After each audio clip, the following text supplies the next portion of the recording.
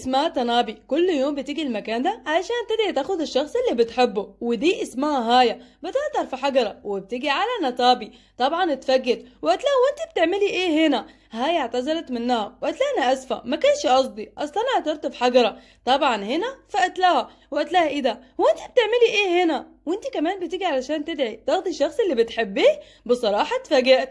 طبعا نتابي اتكسفت وراحت جري، قالت لها انت فاهمه الموضوع غلط، وده اسمه يوكي. قال لصاحبه انا قربت الاقي البنت اللي انا هتجوزها. صاحبه قال له لازم تاخد زي البنات دول، استغفر الله العظيم. البنت اللي هتجوزها لازم تكون ظاهرة فيها البراءة وتكون محترمة. وبتيجي تنابي قالت لهم ممكن تبعدوا عن طريقي، أنا عايزة أعدي. طبعا هي مش بتحب يوكي، بس يمكن يكون من نصيبها. هنا قال له بصراحة تنابي ريحتها جميلة وكمان حلوة. قال له يوكي وأنت بتقول إيه؟ دي أصلا شبه عريانة، مستحيل أبص عليها. لو حابين أكمل على الملخص ده اضغطوا على اللايك واكتبوا لي في التعليق، وما تنسوش تشتركوا في القناة.